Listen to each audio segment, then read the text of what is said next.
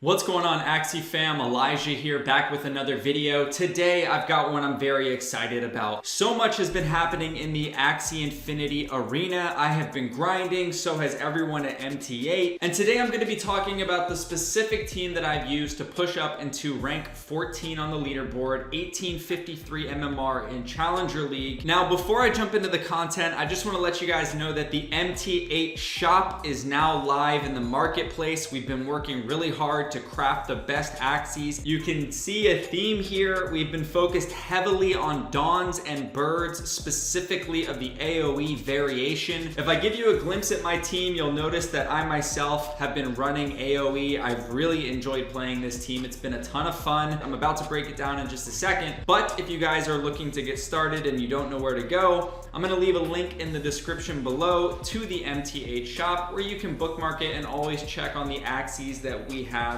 available for sale. Now, I want to talk about one body part here that you're not really seeing a whole lot of out there in the arena. Yes, there's Grandma Fan AoE left, right, and center, but what piqued my interest early on was the potential for a Ranchu AoE composition. Let me see if I can find a good example. This bird is phenomenal. Now, having this on a Dawn is extremely rare. I think there's really just one, and I own it right here, this backliner. Now, the reason that Dawns are so important is because of healing force. When your turn starts, you heal 8 HP to all allies, and then for each one that you have alive, you deal 4 damage to all enemies. That's 12 damage to all their enemies at the start of your turn, and you're healing. We're working on the Dawns, but they hopefully will be here sooner rather than later, but we have hit a few of these in bird format. Now, it doesn't have the Winghorn, but I could imagine this as a very powerful frontliner on an AoE comp with something like Sacred Feather, but we do have some gorgeous Dawns as well. Do not get me wrong. Here's the Winghorn. It's basically the exact same thing that I'm running, but it doesn't have the Ranchu. It has Grandma's Fan, but hey, that is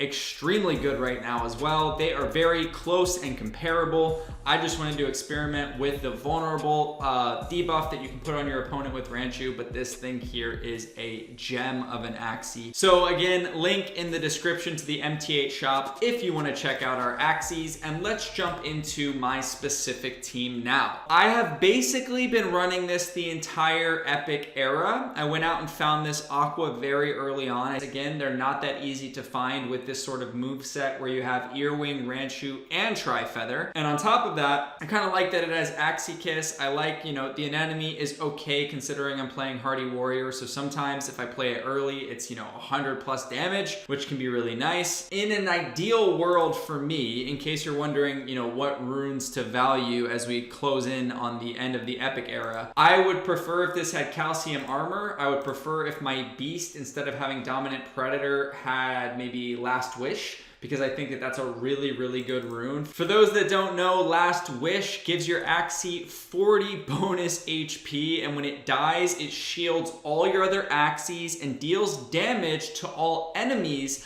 of an amount 10% of its max HP. So you're talking about dying, giving 40 plus shield to your other 2 Axies and doing 40 AoE damage across all of your enemies. That is extremely powerful. I would much rather have that on one of my Axies, but for now, this is what I am working with. One of the cool things about Bleed, though, with Winghorn is that your feathers actually continue to heal you up for the 15 HP if you're hitting them while they're bleeding. So there's been cases where I've healed myself up for like 70 or 80 HP by stabbing them with the feathers once I've already made them bleed from one of my main cards like Little Piece, Axie Kiss, or Ronin. Now you can see that one of the most powerful things about my build is I have Winghorn twice. Now what this essentially does for me is that it allows my midliner to help carry the game in the event that my backliner dies. So I don't have to be fully all in on the Dawn closing it out with Winghorn because I also have it on my Beast. And then on top of that, just overall, whether they play backdoor or not, Winghorn twice is just incredible because it's such an insane card. It does amazing base damage, and then whenever you kill or you hit a target that has less than 60% HP, you add 2 Feather Daggers to your hand. I think we're all familiar with those by now. And then you just jab, jab, jab your opponent to death. You're stacking up feathers throughout the game with cards like Tri-Feather. If you can get some charms such as Bird's Energy Drink S, it's very important that you equip those because they will grant your Axie, in this case, 2 extra feathers when played. That's super essential for me because I do not have Grandma's Fan, so I have to find other ways to start stacking feathers. But even though I'm lacking 2 Grandma Fans, I find that I generally am able to still put enough feathers throughout my team to pull off the efficiency and the effectiveness of Winghorn, either on my Dawn or on my Beast. Other than that, what's the name of the game? You kill everything all at once. That's what AoE is all about. Earwing does insane damage. You've got Tri-Feather, Ranchu for the vulnerables, Winghorns. And yeah, without further ado, I would love to showcase how this team runs. I did manage to snag a Sticky Octopus, which is another really great charm, and I put that on my Ranchu so I can time the use of that better, ideally synergizing both of them so that the opponent has vulnerable for 4 turns. But let's jump into a replay against an extremely tough opponent. He's been great in Axie for a long time. I'm talking about Zelacier from YGG. I think that's how you say his name. I've heard people say it a bunch of different ways. So apologies, Zelly, if I got that wrong, but hopefully I can just call you Zelly and we can be cool like that. Anyway, I will admit he has gotten the best of me in the arena for sure. He has beaten me time and time again, so I'm not gonna act like I'm out here just crushing him. This was a game I got off of him, and we are gonna take a look at how this goes down. So right away, there's that anemone I was talking about for 100 damage. That's that bonus considering he's well above 60% HP. It's gonna do that extra, I think it's 25% more damage. This is exactly what I need against his team because he has one of the best curse comps that's out there in Arena right now. If I was to just break down what he's doing here, you can see that Double Talk, Raven, Tadpole, all 3 of these are putting curse cards into my discard pile, and they're also all going to do accumulative damage with Jinx. The more Jinxes that you get, the more damage it does to your Axies, and in the end, you can just end up dying to the curse cards that they flooded you with. So it manipulates your deck, it does a ton of damage in the late game, and you can see he's got Vault Builder on his bug, so he's super tanky, and he has Calcium Armor, so he's, you know, even tankier. So in those late rounds, when you're trying to get a good draw, it can be super difficult. You know, that's why he's so high up in the rankings. He's crafted a really nice team. So heading into turn 3, I'm definitely gonna play my Tri-Feather, and in this case, I actually go with the Kataro instead of the Earwing. For one, my hand is a little bit lower than normal. That's a rare move by me. I'm almost always playing Earwing, but I definitely wanna get the Feather trigger started so I can get these extra damage stacks going. But ultimately, the Kataro is to speed up the pace of this game. I got off to a hot start with that big damage on his frontliner, and I know that the longer all 3 of his Axies stay alive, the harder it's gonna be for me to win with the amount of curse cards that he has. I'm probably not favored in this matchup, so I'm just, you know, I guess you could say I'm gambling a little bit with that play. So Axie Kiss up front.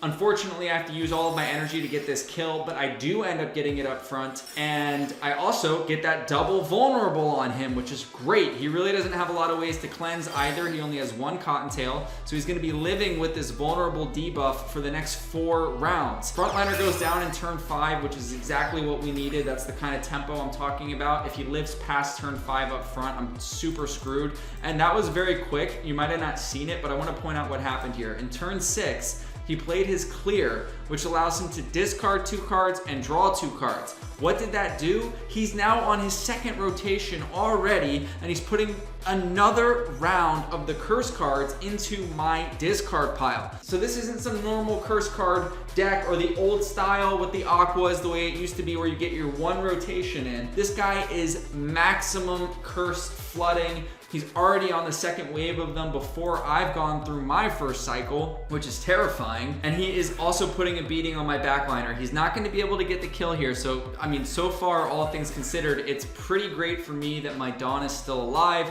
However, like I said, very high shield mid and backline Axies with the extra buff that they get from their runes. Axie Kiss, Earwing, 60 damage with the vulnerable. That's pretty insane, plus the Hardy Warrior buff. So 60 and 60, that's 120 damage off of 1 energy cost card. That would be 180 damage if his other Axie was alive. We're gonna definitely play Tri-Feather. I have to play that, I have D grade on it.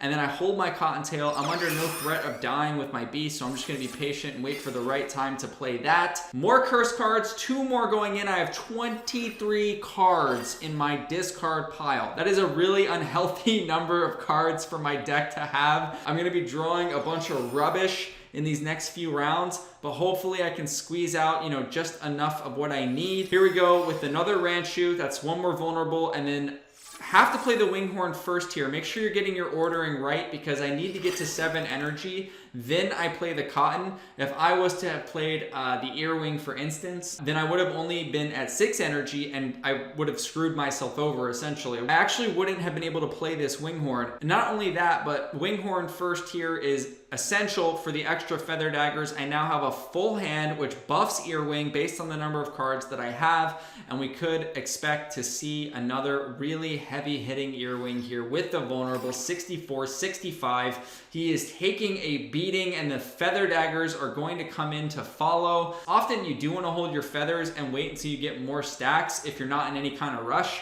For me, I'm just like, hey, I'm trying to swing for the fences here. Let's get these things as low as possible. He did have vulnerable on him for the final round there, so I think it made more sense to just unleash the feathers, which I did. It's gonna be close here, even though, you know, it looks like I'm well ahead. He's got, like I said, 44 shield on his backliner and he had over 40 on his mid. I still can't get the kill on that midliner, which is really tragic for me. I'm out of Cottontails. I'm up to 4 bad lucks, which is the stack that happens for scaling up the damage of Jinx. He even hits me with a Caterpillar.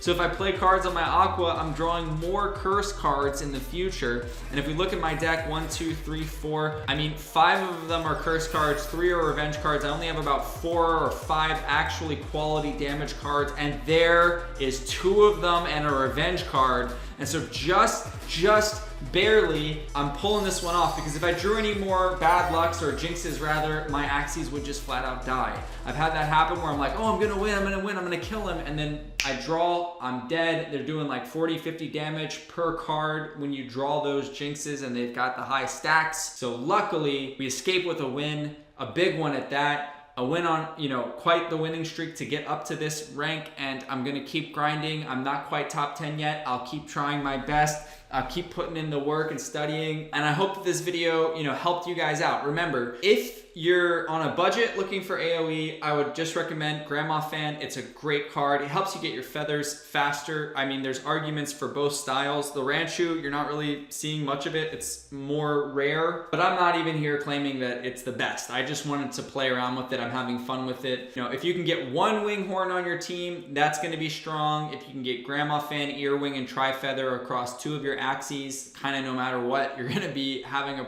fairly decent AoE team. And then of course, like Last Wish, Calcium Armor. Really the biggest metas aside from AoE are swirl teams. There is like a glimpse of Sustain very high up on the leaderboard too. And then yeah, I think curse comps such as this, there's a few of those flying around. So there's probably about 4, maybe 5 archetypes. Poison can't really make it all the way up to the highest level, but you will see it in Dragon 2, maybe Dragon 1 from time to time. I don't think I've seen anyone in Challenger, at least not lately, that's running Poison. So anyway, that's gonna be it for this video. Hope you guys enjoyed it. Leave a comment, let me know what you wanna see next. I think I'm gonna cover, you know, some tips and advice for beating swirl teams. Even though I'm not an expert, it's always a challenge. Maybe I can help shine some light on that in my next video. If you're interested, just let me know. Love you guys. Catch you in the next video. Peace.